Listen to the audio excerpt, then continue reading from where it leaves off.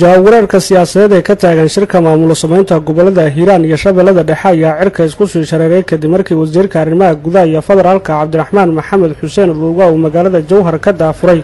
wajigii labaad ee shirka maamul samaynta gobolada Hiiraan iyo Shabeellada Dhexe iyadoo arrintan ay si weyn uga soo horjeesteen waxgaradka iyo odayaasha dhaqanka gobolka Hiiraan iyagoo dawladda federaalka ku eedeeyay inay iska warkeenayso bulshada ku dhaqan labada gobol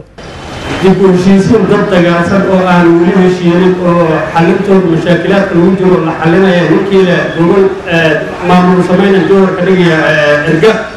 Hiiraan qofkuusan ka tegin xamar ka soo ururaya lacag ku soo xaraynaya ma aha nin rabo wuxuu u muuqdaa nin rabo kursi marlabaad ku ceshisaa markuwaad iyo mar labaad iyo mar saddexaad waxaan rabnaa inaan cambaarayno shirka ka socda Jowhar waa in la soo xiraa dib u heshiisiinta lagu soo laabtaa markii ay dhamaato dib u heshiisiinta ka bacda haddii la isla garto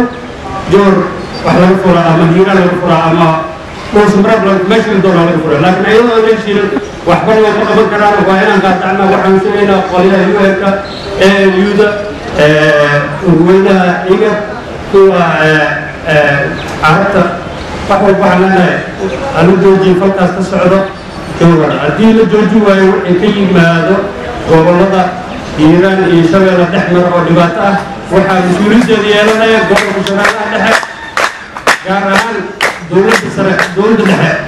BFT-da ayaa yeelan doonta dhibaatada ka timaada labadaas gobol dhex marta inay waxay u dhowdahay dagaal qabiil faraha la isla galo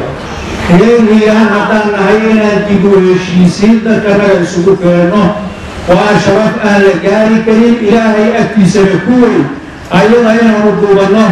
aan iska helno daacad iyo dadnimana aan u yeelanno weli lama arag dowlad dadkeedii uu doonahayo ayadu dad ku dhex wada oo kala qoqodaysoo kooxa ayadu ka rabta weli lama arag ninka waxaa yidhi tarbiiciisi oo salaad aqoonina waxaa la qaday salaad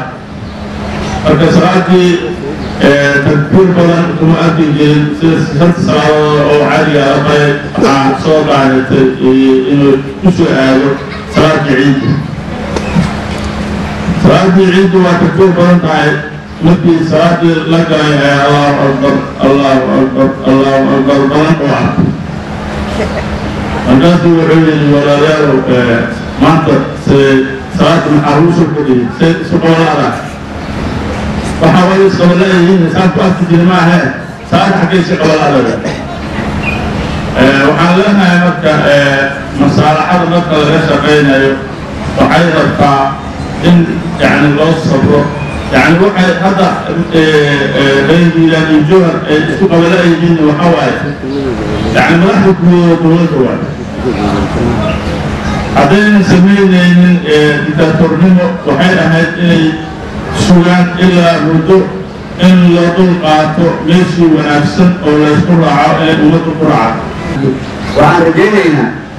inaan talada maanta ugaadadu qabteen haadaan baan ku soconay in ilaahay naga soo celiyo oo loo adkeeyo nabadaas gacan daahira yaa wax daahirta haddaan innagu aan iscafino reer Hiiraan wixii dhex maray ee xumaan ahaa ka dawowno waxaanu u gudbaynaa ka joogsamayne walaalaha iyaga kala mujaasaysan baan daahiri doona laakiin Hiiraan iska daaya Soomaaliya oo mujaasaysan Soomaaliya oo cadow ah dadka dhahaya waxbaanu dhisaynaa muraadkaan leeyahay waa la garanayaa walaalayaal nabad raadiya haddaynan dadka heshiis ahayn wax ma isku darsan karaan war shirkad oo aan qiimo ku fadhin oo lacag leh laga samaynayo ilaa hadda bini aadana isu keenaysaa kow waxa waay yaan aaminsanaan ku shirkoobaynaa noloshii weyneed oo leesla degaan oo degaanka ahaa soo ma aha in lees aamino inay nolosha noo toosto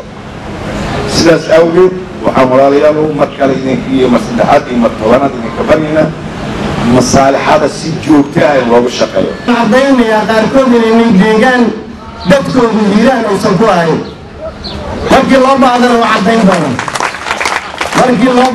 waa caddayn doonaa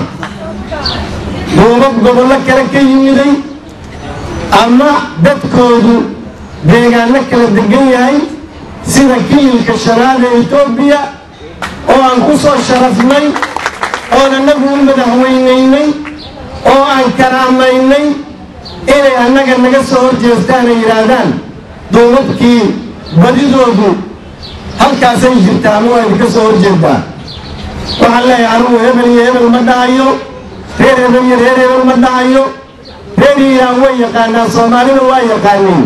jaawareerka siyaasadeed ee ka taagan shirka maamul samaynta gobolada Hiiraan iyo Shabeellada Dhexe ayaa ka dambeeyay kadib markii kulamo iyo shirar wada tashi oo looga hadlayay xal u helidda muranka ka taagan dhismaha maamulka labada gobol oo dhaxmaray duubabka dhaqanka gobolka Hiiraan iyo madaxda ugu sareysa dawladda federaalka ay ku soo dhamaadeen isafgaranwa